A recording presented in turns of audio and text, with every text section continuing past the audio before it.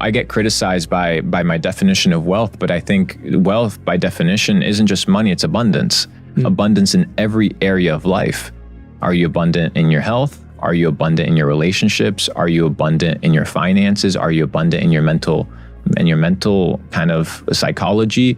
Or are all these things compromised over imaginary paper that you don't even own, you don't even control, that at any moment can be seized and taken away from you?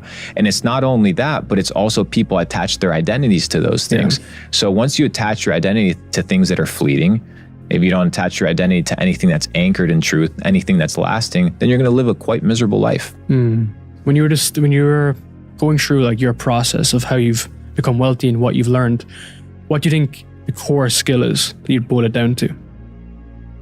Belief. Belief is a skill. Belief requires so much development because it's hard to believe things that you can't see. It's hard to believe when you're skinny or overweight that you can have a six-pack and that you can have a crazy physique. It's hard when you're poor to believe that one day you can be rich.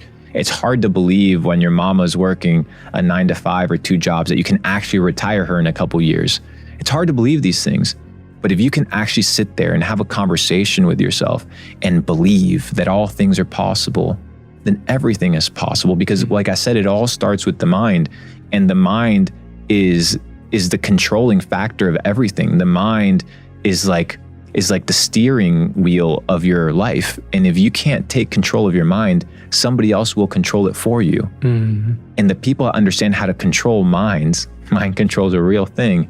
They understand how to move people with fear, right? We saw it with negativity, with anxiety, with comparison.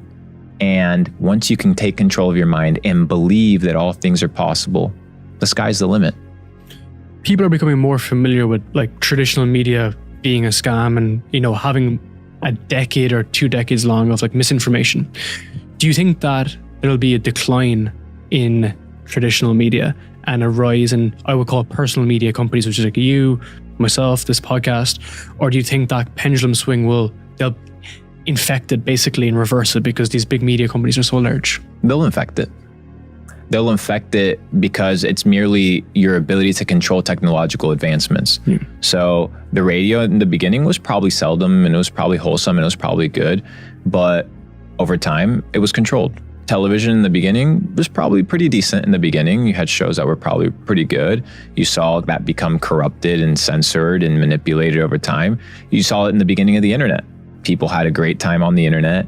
People weren't as censored. People could actually speak their truth. Today, you go on Instagram and you write on a comment, bitch, and that will get deleted, right? Because of bullying. Or fat. Yeah, because of bullying, right? So technological advancements initially are kind of waves of freedom, and then eventually they kind of get condensed and censored. So we are in a gap over the next 3 to 5 years where personal brands and these micro communities and these online kind of personas are trending and are popular. But eventually, at the end of the day, there's gatekeepers to social media platforms. There's gatekeepers to access of information. And like I said, most people, if they want to learn anything about Luke Belmar, they just go to Google and type Luke Belmar, and they assume that that's true, that that's the reality of Luke Belmar. And it's really just not. It's so far from the truth because it's controlled, it's managed, and it's segmented from truth in reality. So I think right now, yes, absolutely, people fucking hate the media. But what is holding the media from just controlling a ton of individuals at a personal level and running their podcasts and controlling the narrative at an individualistic level under the guise of individualism and personal brand? So you look at, for example, kind of Mr. Beast and his crew, right? They're all individual personal brands. Cool, but who are they managed by?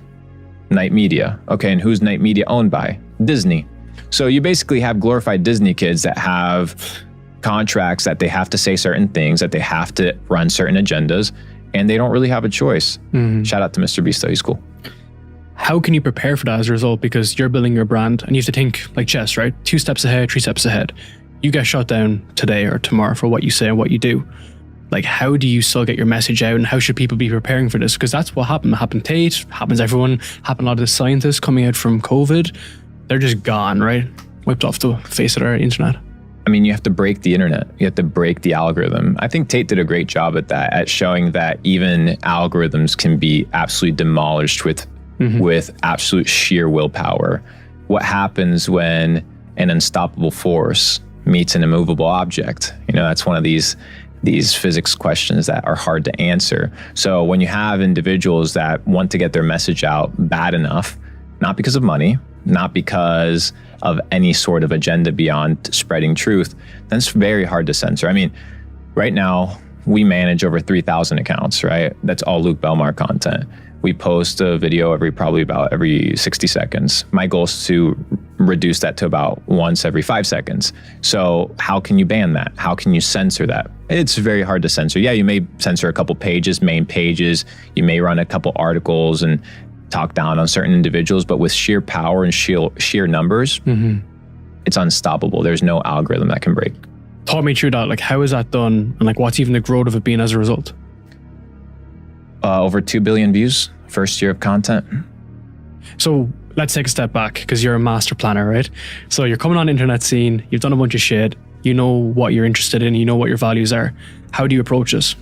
So the first thing I wanted to do is, you know, I don't get a ton of hate online. Every now and then I get some hate. You're very balanced. Yeah, and at the end of the day, my objective was, if I'm going to be on the internet, right, and I have a message to spread, I want to be an individual that I'm proud of, right? So a lot of people, they go and create content with facades. They go and create content not being who they are, not showing the reality of their situation, not showing their vulnerabilities. I don't give a fuck.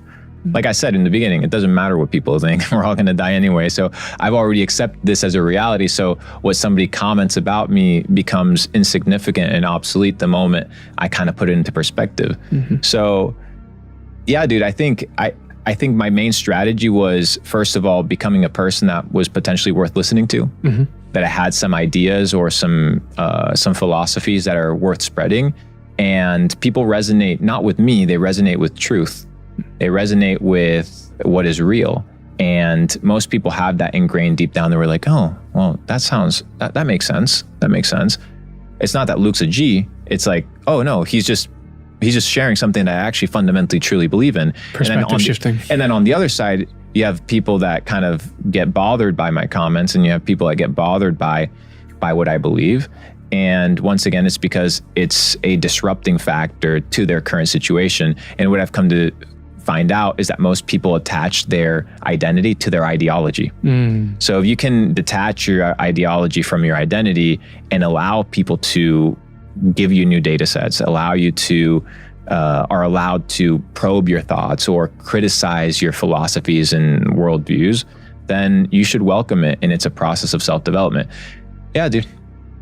It's very interesting, because people are drawn to you for the truth, just like Tate did, because it's perspective shifting. It's looking at something that's a narrative for so many years and then just questioning that narrative, and you'll get people to come to you, right? That's part of your tribe now. And that's how you've built that tribe.